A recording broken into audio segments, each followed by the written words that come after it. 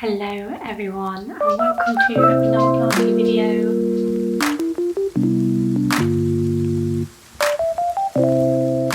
My name is Jess if you are new here, and I make Planty videos here on YouTube. You can hear a little doggo crawling around. It's because there is.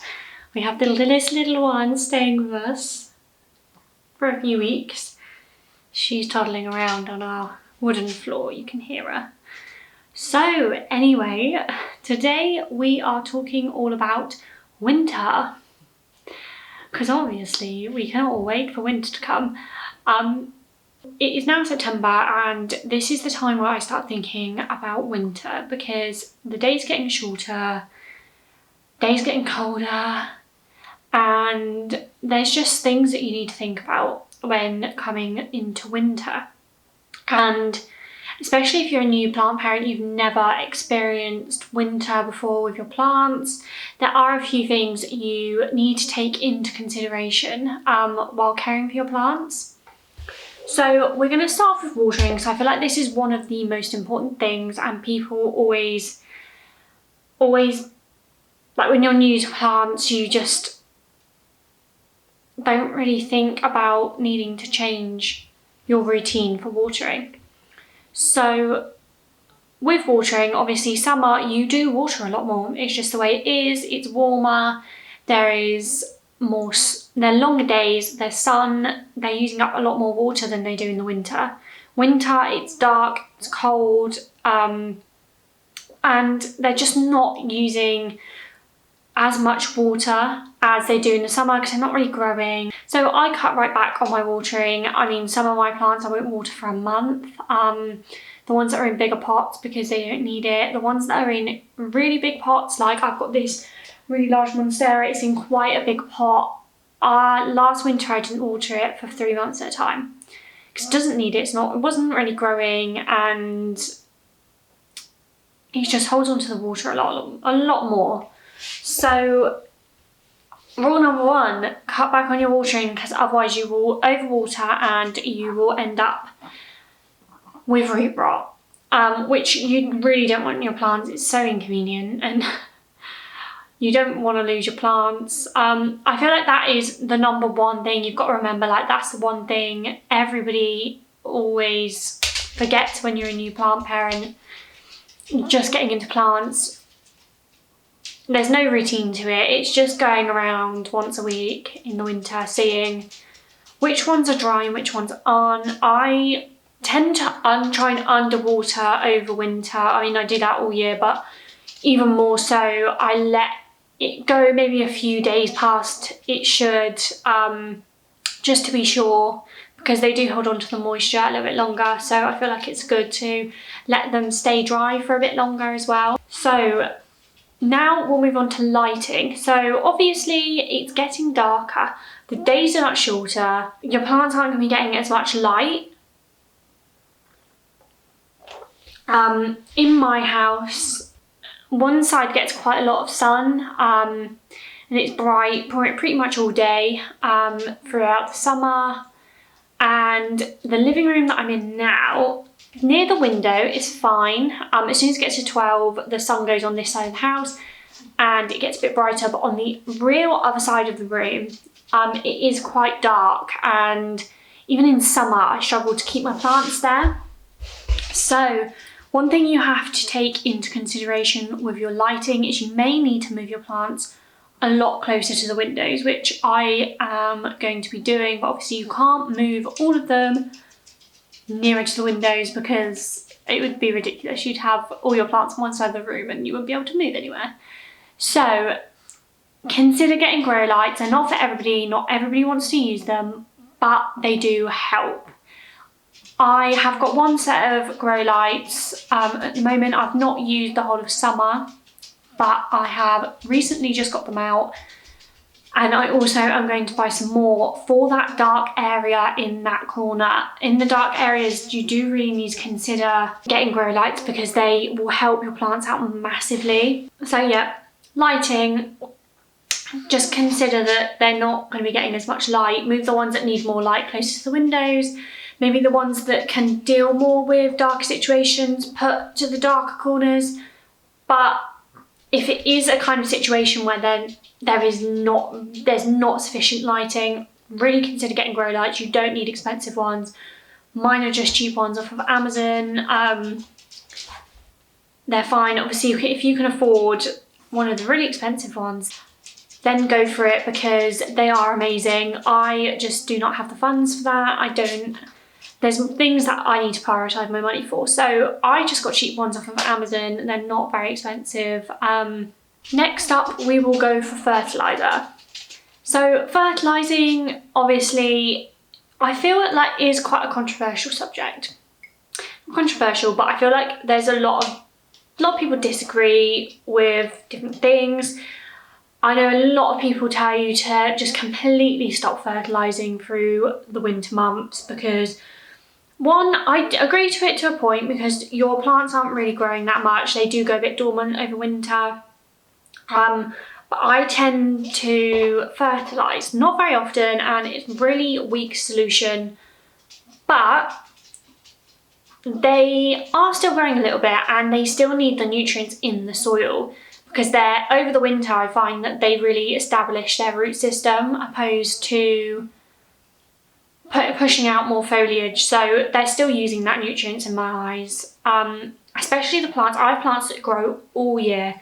Those ones I will fertilise more, but the other ones I do still fertilise, just on a very weak solution, and not very often, like once every month, once every 2 months, depending on how often you're watering that plant. Obviously, if it's a plant that needs more water, I'll probably fertilise it a bit more. If it's one that needs watering less, you're not doing it as often. Obviously, like this guy, if I'm not watering this for 3 or 4 months, I'll probably only fertilise it once over the whole of winter. So that's how I go about fertilising. Obviously, if you feel like you don't want to fertilise through winter, that's absolutely fine. It's just trial and error, and this is how I do it. So repotting, I tend to not repot over winter, just because they don't need it. I like to do mine through summer. Start of summer, I try and get all of mine out of the way, and then they've got the whole of summer to really grow into the pots and, you know, flourish. That's a time where they really need repotting. But winter I don't, unless it's a desperate situation where you think that plant's really struggling because it's so pot bound, root bound. So if it's a desperate situation, that's fine. It's not really going to do it any harm. With the soil mix as well, I kind of do this all year round. I tend to go for a lot more of a chunkier mix, so it dries out a lot quicker. Especially when I'm potting things up over winter, like propagations and stuff, because it will just dry out quicker if it's chunkier. And over the winter, I do tend to kind of overwater. I try not to. I'm trying to be better with it, but it just eliminates that risk as well. So I pop that in there. So with propagating, a lot of people tell you not to do it in winter, but I have done it all year round for as long as I can remember, and I've never had any issues. Maybe over the winter and autumn months, they will take a lot longer to root than they do in summer, but they still root and they're fine. It just takes longer. So again, if you're desperate to propagate, I mean, I'm one of those people that are constantly cutting up my plants, really. Yeah, if you really want to, or one of your plants is getting wild and you just think, I really need to cut that back, and you want to propagate it, go for it. I've never had any issues with it. Just keep in mind, it will take longer than summer. Also, I have found that through the winter is when I get most of my pest infestations.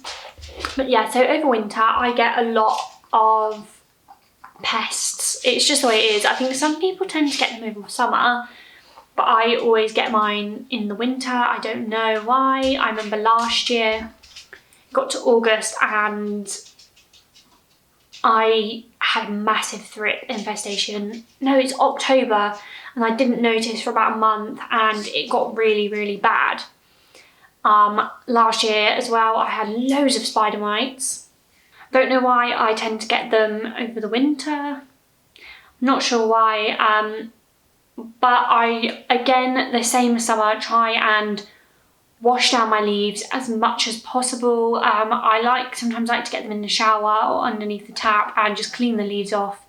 Eliminates pests a lot more, and it also keeps that dust off of the leaves, because again, that's blocking out the sun, which we have less of in winter. So yeah, it's best to just try and keep them as clean as possible. I mean,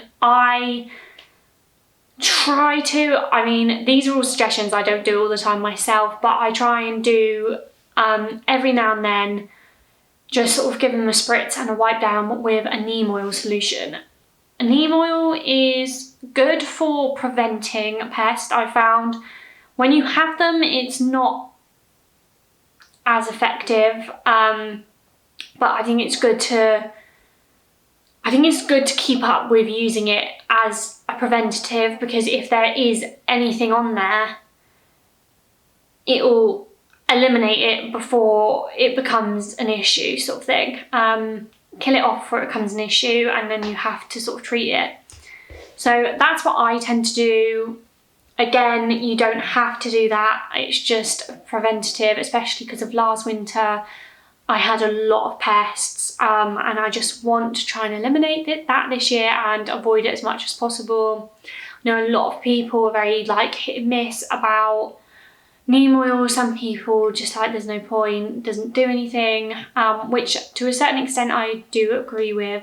I used to use neem oil all the time for treating pests, and realised it wasn't as effective. When I had that massive outbreak, I started using chemical ones, and they're just a lot more effective in my personal opinion. But I do like to use neem oil as a natural preventative for pests.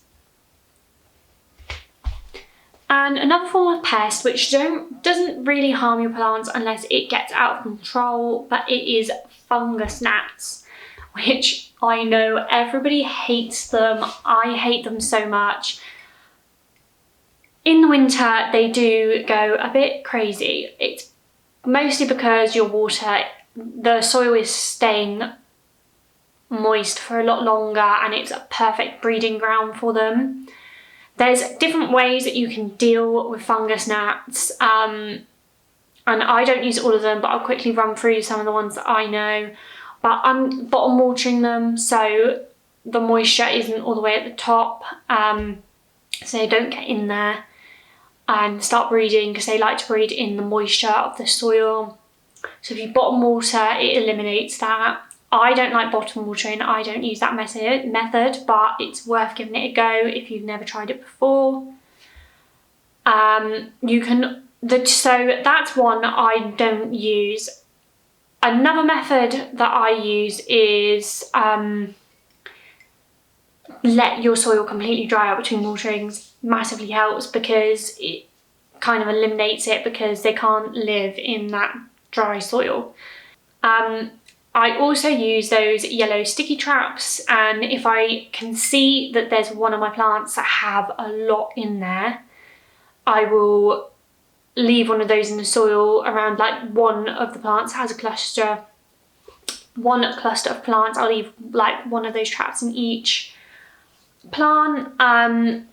That helps a lot, because obviously they come out of the soil, they're drawn to the bright yellow, they will get stuck on there, and obviously then they can't lay any eggs or anything in the soil anymore. And again, that doesn't completely get rid of them, but it does help a lot. And then when they get really bad, I use this method, and it is very effective. I've only started using it this year, so in 2021 a lot of people said about it before, and I was just no, I don't like the thought of it. But I had a really bad gnat infestation, and it was a lot. It was just, I think it was as I moved into this place, so in May, it was really bad. So I got some, and it's hydrogen peroxide. I got a very weak solution, and I tell you something, it worked wonders. I was shocked. And then I actually did some more research into it, and it is quite beneficial. It avoids root rot or helps with root rot, and it also helps oxygenate your soil, which I didn't know. So although it is a chemical, I think it is quite beneficial. And if the problem is getting really bad, I would 100% recommend hydrogen peroxide. I have a example of it. I will link it up above and in the description. It's on my root rot video, and I treated root rot with hydrogen peroxide, so that's another method that you can use hydrogen peroxide for. But all you do is just mix up a really weak solution. Have a look on my video, the solution mixed is on there, or you can just Google and it will tell you.